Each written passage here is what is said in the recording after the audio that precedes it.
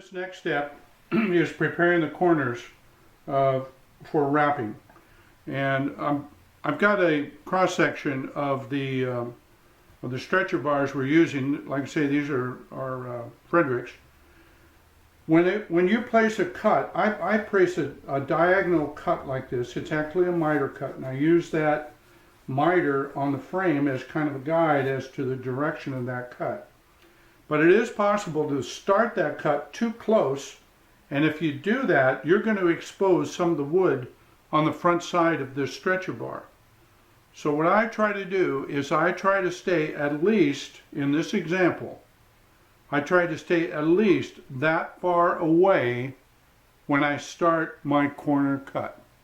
And I'm going to show you that right now. Okay, this is the corner here.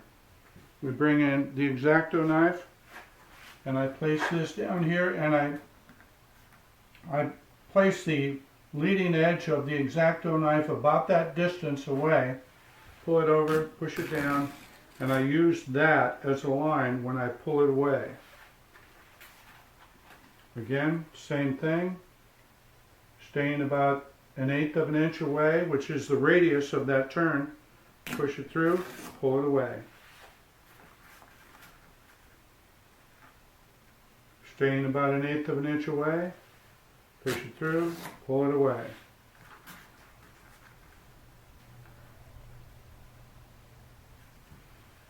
Push it through, pull it away.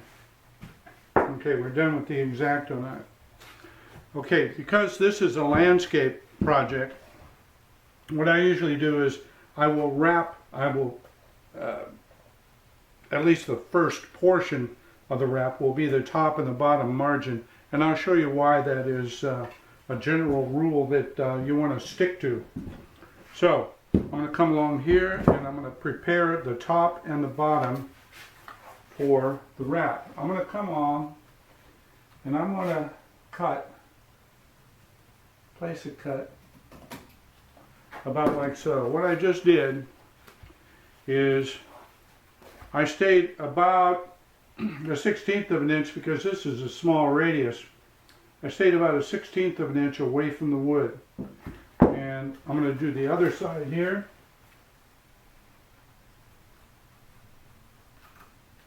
All I'm doing is I'm putting a point on this. Now, what you can do, I'll give that a tug, and I'll pull that down, and I'll take a stapler, just so I don't have to mess with it ever again.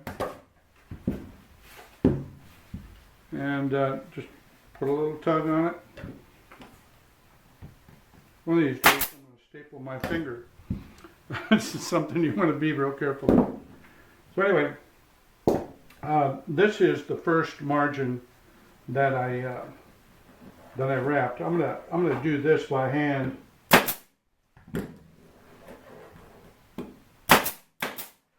And then I'm going to stretch with the stretching tool over there.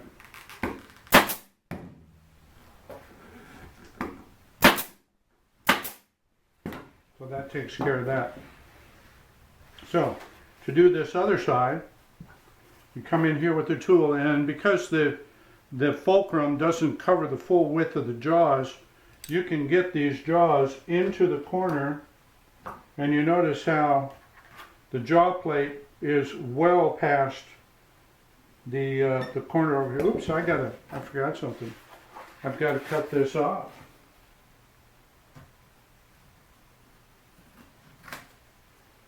Again, I'm just putting a point on this first margin that's going to get wrapped. I'm going to do like I did before. I'm going to tug on that a little bit and put a staple on there so it stays put. Something's going to get folded over, so you won't ever see that staple.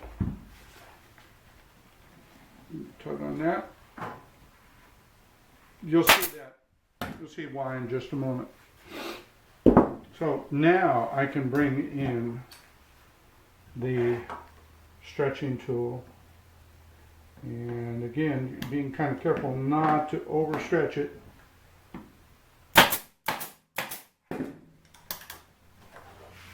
Bring it in, tuck it up against that corner,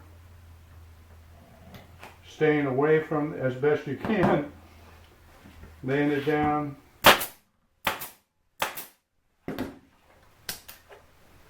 I love that hands-free operation.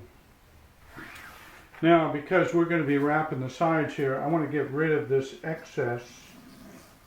Again, a nice sharp pair of scissors is a real definite. We're getting a really tight wrap already. Okay, now here comes the fold. Sometimes there's a little bit extra here. I can cut that off. Not much. So anyway, what I do is I take and I fold this over. I kind of tuck it underneath there. I get it looking the way I want.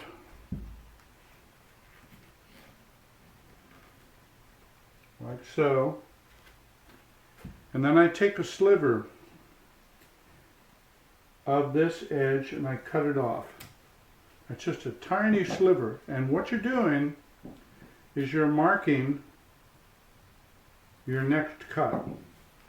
You unfold it and then you use that cut as a target. You come in, you put a point on it like so. I will sometimes cut off a little excess. You fold it back the way it was.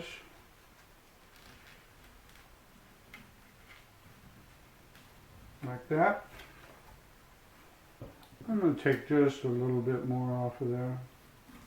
And now you're ready to bring in the stretcher.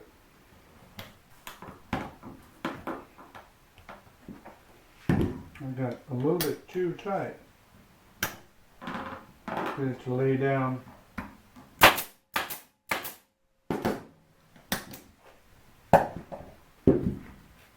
Same thing, fold it over. Get it looking the way you want, like so. I'm going to do this up here where you can maybe see it a little better, but I'm just going to slide my scissors in there and just take a real thin cut of that. Unfold it, put a point on it, like so. Take the point off, fold it back up, and then bring in your stretcher.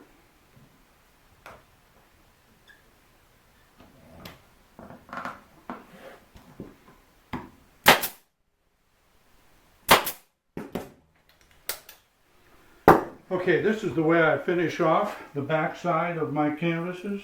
I come in and I put a miter cut on the canvas, like that. Cut off the excess. Yeah, a nice sharp pair of scissors. Very nice. Put a staple in the corner, kind of cattywampus there. Tight as a drum. But I'm going to finish it up for you. I'm going to see how fast I can do this. Pull that in there. Bring in, cut off a sliver.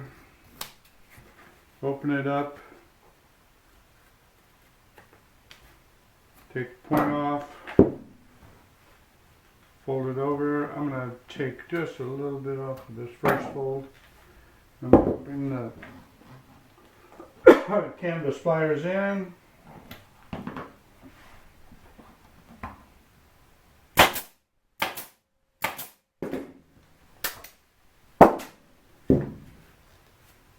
Fold it over. Get it looking the way you want. About like so.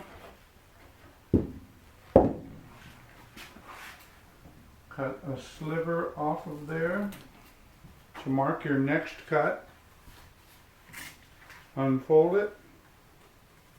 Put a point on it. Cut the point off. Fold it over. Bring in the pliers.